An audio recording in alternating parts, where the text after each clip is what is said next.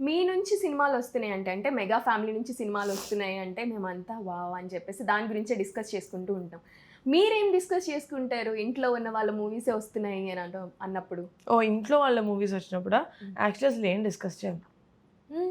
Dil be too much like అప్పటికే ఇంక వాళ్ళు ప్రమోషన్స్ చేస్తూ ఉంటారు, మనం కంటెంట్ చూస్తుంటాం. సపోజ్ ఇలా ట్రైలర్స్, టీజర్స్, సాంగ్స్ ఏదైనా రిలీజ్ అయితే డెఫినెట్గా యూనో కాల్స్ చేసి మెసేజ్ చేసి చాలా బాగుంది, చాలా ఇంట్రెస్టింగ్గా ఉంది, ఫీడ్బ్యాక్ ఆర్ అప్రిసియేషన్ ఇవ్వడం అయితే ఉంటుంది. కానీ ఎక్కువ we don't talk about it because ఆ బ్రేక్ అనేది ఫ్యామిలీలోనే దొరుకుతుంది కదా. So we let the break be a break. Okay, okay. సరే, మీ సినిమాల గురించి మాట్లాడుకోరు, తర్వాత అంటే వచ్చే మూవీస్ గురించి కానీ వస్తున్న మూవీస్ గురించి కానీ మాట్లాడుకుంటారా మరి? అంటే లెట్స్ అవాయిడ్ మూవీ టాపిక్ అని చెప్పేసి కూర్చొని అంటే అది ఆర్గానిక్గా వస్తే ఏదైనా సినిమాలో అదే మొన్న ఒక ట్రైలర్ వచ్చింది, పాట వచ్చింది, అట్లా ఏదైనా అనుకుంటే మాట్లాడతాం. కానీ మూవీస్ గురించి లెట్స్ టాక్ అన్నట్టు ఏం లేదు. ఆ టాపిక్స్లో అన్ని టాపిక్స్ ఉంటాయి, ఫుడ్, ట్రావెల్, అందులో మూవీస్ కూడా. ట్రావెల్ అంటే గుర్తొచ్చింది, ఈ మధ్య సోలో ట్రిప్స్ తర్వాత ఫ్రెండ్స్ ట్రిప్స్ కన్నా ఫ్యామిలీ ట్రిప్స్ ఎక్కువగా కనిపిస్తున్నాయండి. అది మాతోనా? ఎక్కడ? మీరందరూ కలిసి, నాగబాబు గారు, వరుణ్ తేజ్ గారు అందరూ కలిసి ఏదో ఒక వైల్డ్ ఫారెస్ట్ కి that was 2-3 years back I think. అన్నం పెళ్లి ముందు we went to Masai Mara, Africa. దాని తర్వాత వాళ్ళు పెళ్ళి అయిన తర్వాత వి వెంట్ టు స్విట్జర్లాండ్. మేము 5 వదిన, ఇప్పుడు 6. We really like travelling. అంటే అందరికీ ట్రావెలింగ్ చాలా ఇంట్రెస్ట్.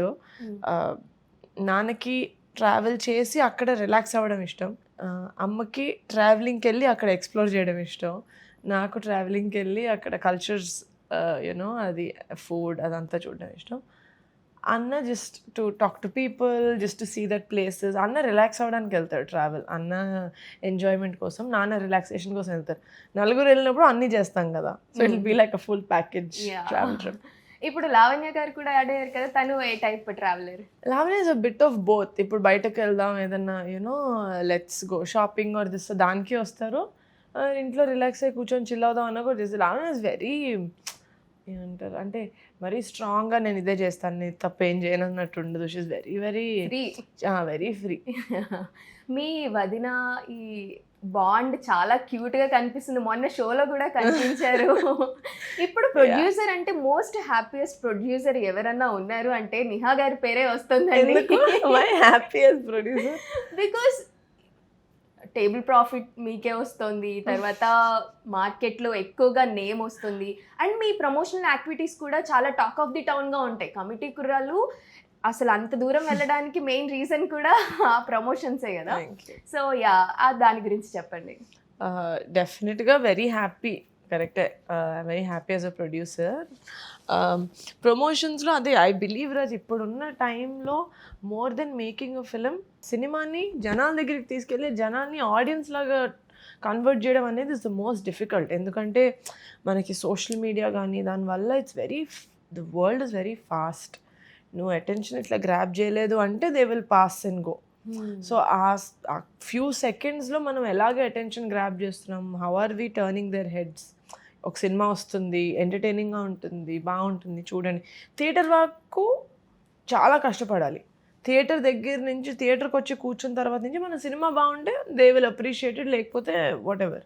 కానీ I believe that promotion is very important.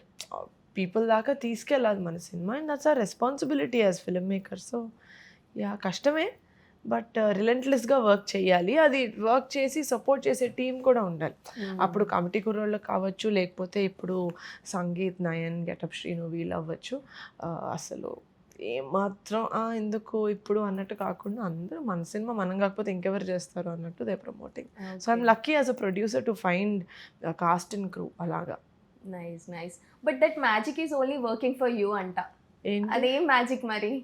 Like అలా క్రౌడ్లోకి తీసుకెళ్ళడం, వీళ్ళు ఓకే చెప్పడం, ఆ ప్రొడ్యూసర్ మ్యాజిక్ ఏదో ఉంది అంటున్నారు. ఏంటి ఆ మ్యాజిక్? మ్యాజిక్ కి లాజిక్ ఉండదు కదండి, ఎట్లా అడుగుతారు మీరు? It's magic, I don't know. Okay, nice nice. So ఇప్పుడు చాలా మూవీస్ లైనప్లో ఉన్నాయి, అండ్ మీ ఫ్యామిలీ నుంచి మీరు గనక ప్రొడ్యూస్ చేయాల్సి వస్తే చరణ్ గారు, చిరంజీవి గారు, మెగా పవర్ స్టార్ గారు వచ్చి డేట్స్ ఇస్తే ఎవరికి ప్రొడ్యూస్ చేస్తారు? ఐ మీన్ వాళ్ళు డేట్స్ ఇస్తే ఎవరికి ప్రొడ్యూస్ చేస్తారు? చరణ్తో చేస్తా. అవునా? ఆ. ఏ టైప్ మూవీ ఏ చేయాలనుకుంటున్నారు? టైపా? యాక్చువల్లీ ఇందాకే ఎవరితోనో చెప్తుండే నాకు రంగస్థలం లాగా లేకపోతే ధృవ లాగా మళ్ళీ ఒక cop role. Cop role. Yeah, that's so interesting. Next రాబోతున్న మూవీస్ అంటే రామ్ చరణ్ గారి నుంచి నెక్స్ట్ వచ్చే మూవీ కూడా డిఫరెంట్ క్యారెక్టరైజేషన్ తో ఉండబోతుంది అని చెప్పేసి పెద్దియా? అన్నారు. పెద్ది తర్వాత డెఫినెట్గా అంటే ఐ థింక్ చరణ్ ప్రతి మూవీకి ఆ క్యారెక్టర్ లో ఆ డిఫరెన్స్ తీసుకురావడానికి హీ ఆల్వేస్ ట్రైస్. సో డెఫినెట్గా Peddi was very different. Next Sukumar గారు అను విల్ బి డిఫరెంట్ ఏమో.